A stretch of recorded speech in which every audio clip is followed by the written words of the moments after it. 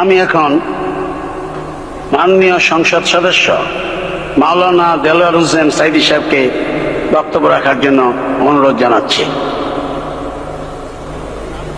নাহমাদুহু ওয়া নুসাল্লি আলা রাসূলিহিল কারীম ওয়া আলা আলিহি ওয়া আসহাবিহি আজমাইন। আউযু বিল্লাহি মিনাশ শাইতানির রাজীম। বিসমিল্লাহির রহমানির রহিম। মাননীয় স্পিকার, আপনি এই মহান সংসদের স্পিকার হিসেবে নির্বাচিত হয় আমরা জাতীয় সংসদের পক্ষ থেকে আপনাকে অন্তরের অন্তঃস্থল থেকে মোবারকবাদ জানাচ্ছি। মাননীয় স্পিকার, আমি আজ এই সংসদে দাঁড়িয়ে ওই মহান আল্লাহ পাকের প্রশংসায় সেজদা অবনত হচ্ছি, যিনি 1 অক্টোবরের ব্যালট যুদ্ধের মাধ্যমে সুদীর্ঘ 5 বছরের দুঃশাসন, সীমাহীন দুর্নীতি, ইসলাম বিরোধী কর্মকাণ্ড, দেশব্যাপী ভয়াবহ সন্ত্রাসের মোকাবেলায় 4 দলীয় ঐক্য জোটের মহা বিজয় দান করেছেন এবং যার ফলশ্রুতিতে আজকে আমরা এই মহান সংসদে দাঁড়িয়ে কথা বলার সুযোগ লাভ করেছি।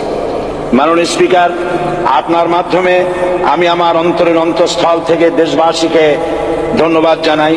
বিশেষ করে আমার নির্বাচনী এলাকা পিরোজপুর, নাজিরপুর, ইন্দুরকানীবাসী ভাই বোনদের প্রতি কৃতজ্ঞতা জানাই, যাদের অক্লান্ত পরিশ্রমে এবং মূল্যবান ভোটের মাধ্যমে আমি নির্বাচিত হয়ে মহান সংসদের সদস্য হওয়ার সুযোগ লাভ করেছি।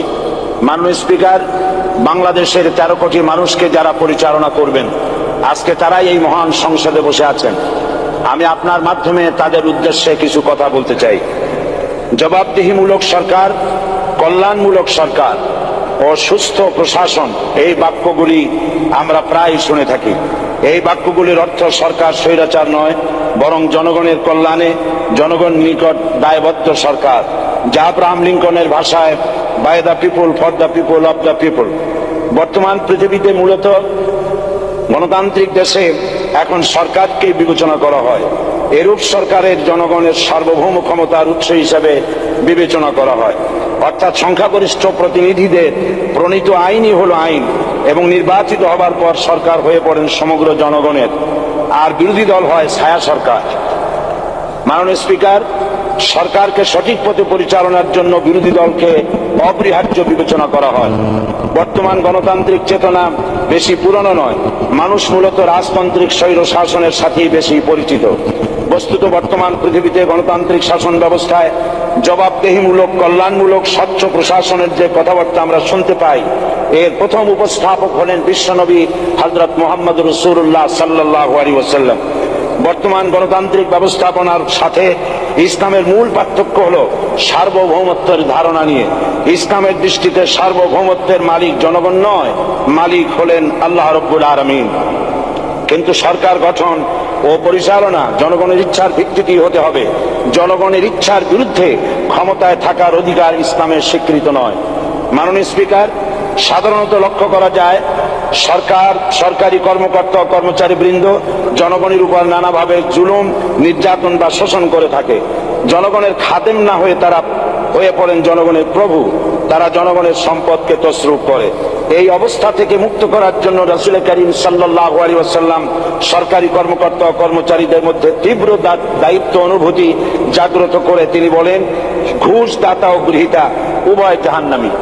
নবী করিম সাল্লাল্লাহু আলাইহি ওয়াসাল্লাম আরো বলেছেন, আমরা যদি কাউকে কোনো রাষ্ট্রীয় দায়িত্ব প্রদান করি, তখন সেই ব্যক্তি তার ব্যক্তিগত কাজ যতটা নিষ্ঠা ও আন্তরিকতার সাথে পালন করে, রাষ্ট্রীয় দায়িত্ব যদি সেভাবে পালন না করে, তবে কিয়ামতের দিন তাকে উল্টো করে জাহান্নামে নিক্ষেপ করা হবে। রাষ্ট্রীয় সম্পদ তসরুপের ব্যাপারে কঠোর হুঁশিয়ারি উচ্চারণ করে বিশ্বনবী মুহাম্মদ রাসূলুল্লাহ সাল্লাল্লাহু আলাইহি ওয়াসাল্লাম বলেছেন, রাষ্ট্রীয় দায়িত্ব পালনকারী কেউ যদি 1 টুকরা সুতা বা তার চেয়েও ক্ষুদ্র কোনো জিনিস খেয়ানত করে, তবে কিয়ামতের দিন খেয়ানতের বোঝা মাথায় করে তাকে উঠতে হবে। মাননীয় স্পিকার, আল্লাহ রসুল যে সরকার ব্যবস্থা প্রতিষ্ঠা করেছিলেন তা সত্যিকার অর্থে ছিল জনকল্যাণমূলক সরকার। তার সরকারের দায়িত্ব পালনকারী ব্যক্তিবর্গের মধ্যে চরম দায়িত্ব অনুভূতি জাগ্রত করে দেওয়া হয়েছিল। এটা সম্ভব হয়েছিল কেবলমাত্র আখিরাতের তীব্র বিশ্বাস ও মহান আল্লাহর দরবারে জবাবদিহিতার অনুভূতির মাধ্যমে। মানুষের নিকট জবাবদিহিতা পাশ কাটিয়ে যাওয়া যায়, কিন্তু আল্লাহর নিকট জবাবদিহিতা পাশ কাটানোর কোনো সুযোগ নেই। মাননীয় স্পিকার, নবী করিম সাল্লাল্লাহু আলাইহি ওয়াসাল্লামের সরকার ব্যবস্থাপনায় সবাই যেমন আইনের দৃষ্টিতে সমান অধিকার ভোগ করেছে, ঠিক তেমনি ভাবে রাষ্ট্রের নাগরিক হিসাবে সবারই মৌলিক চাহিদাসমূহ পূরণ হয়েছে। ঋণগ্রস্ত এতিম অসহায় জনগণ রাষ্ট্রীয় তহবিল থেকে সহযোগিতা লাভ করেছে। মূলত এটা জনকল্যাণমূলক সরকারের ধারণা বিশ্ববাসী তখনই প্রথম অবলোকন করে। মাননীয় স্পিকার, নবী করিম সাল্লাল্লাহু আলাইহি ওয়াসাল্লাম সরকারি কর্মকর্তাদের বিরুদ্ধে কোনো অভিযোগ পেলে তখনই ব্যবস্থা গ্রহণ করতেন। আইনের চোখে সবাই সমান এবং এ কারণেই শাসকদের আত্মীয় স্বজন কারো পক্ষে সম্ভব ছিল না জনগণের উপরে জুলুম করা।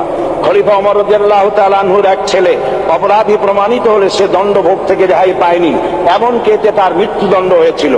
আবার খলিফা নিজেকে আইনের ঊর্ধ্বে মনে করতেন না, তাই বর্ম চুরির ঘটনা আলী রাদিয়াল্লাহু তাআলা আনহু কাজীর দরবারে সাধারণ ফরিয়াদির মতো উপস্থিত হন। নিজের ছেলে ও চাকরের সাক্ষী যথেষ্ট না হয় কাজী খলিফার বিপক্ষে রায় দেন। এখানে বিচার বিভাগ ছিল সম্পূর্ণ স্বাধীন এবং শাসন বিভাগের নিকট তার কোনো দায়বদ্ধতা ছিল না। মাননীয় স্পিকার, এসব হলো ইতিহাস। মুসলমান আজ অনুসরণ করতে চায় না তাদের অতীতের গৌরবোজ্জ্বল কর্মপদ্ধতিকে। সে এখন কাফির মুশরিকদের কিরানক স্বার্থ পূজারী আখেরাতের জবাবদিহিতা শূন্য বাগাড়ম্বর এক জাতি। মাননীয় স্পিকার, যে জাতির এক পূর্বসূরি মাথায় আটার বোঝা বহন করে নিয়ে চললেন আর বলে গেলেন, মানুষ কেন ফোরাতের কূলে যদি একটি কুকুরও না খেয়ে মারা যায়, তবে এই ওমর রাদিয়াল্লাহু তাআলা আনহুকে কিয়ামতের দিন আল্লাহর দরবারে জবাবদিহি করতে হবে। আর আজ সেই জাতির দায়িত্বশীলরা জনগণকে অভুক্ত রেখে তাদের মুখের গ্রাসে ভাগ বসায়। জনগণ তাদের নিকট উপস্থিত হলে মনে হয় যেন গোলাম প্রভুর দরবারে উপস্থিত হয়েছে, আর অহেতুক উৎকোচ দাবি করে তাদের উপর জুলুম করছে। আর আল্লাহ পাক জালিমকে কখনোই পছন্দ করেন না।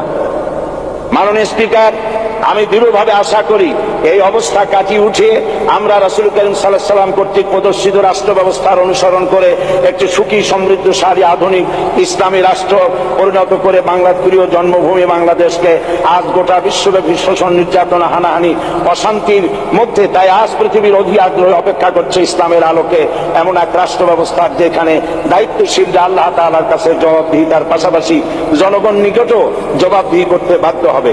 মাননীয় স্পিকার, অনেক ত্যাগ ও তিতিক্ষার রক্তের বিনিময়ে গড়ে উঠেছে আমাদের গণতান্ত্রিক প্রতিষ্ঠান এই জাতীয় সংসদ।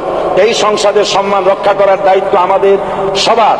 গণতান্ত্রিক চর্চা, গণতন্ত্র প্রতিষ্ঠার স্বার্থে আমি আজ প্রধান বিরোধী দল আওয়ামী লীগকে সকল হিংসা, বিদ্বেষ ও পরাজয়ের গ্লানি ভুলে গিয়ে সংসদে যোগদানের উদাত্ত আহ্বান জানাচ্ছি। পরিশেষে আমি আপনার মতো সর্বজন শ্রদ্ধ একজন মার্জিত ও সুশিক্ষিত ব্যক্তিকে এই মহান সংসদের স্পিকার হিসাবে লাভ করে আমরা আনন্দিত হয়েছি। আমাদের সংবিধানের সংরক্ষণ, সমর্থন ও নিরাপত্তা বিধান এবং আপনার অভিভাবক সুলভ নিরপেক্ষ আচরণ ও সংসদকে ধন্য করবে বলে আমরা বিশ্বাস করি। আপনাকে ধন্যবাদ। আসসালামু আলাইকুম ওয়া রাহমাতুল্লাহ। মাননীয় সদস্য মাওলানা দেলোয়ার হোসেন সাঈদী সাহেবকে আপনার তথ্যপূর্ণ ইসলামিক মূল্যবোধ সহ মূল্যবান বক্তব্যের জন্য ধন্যবাদ।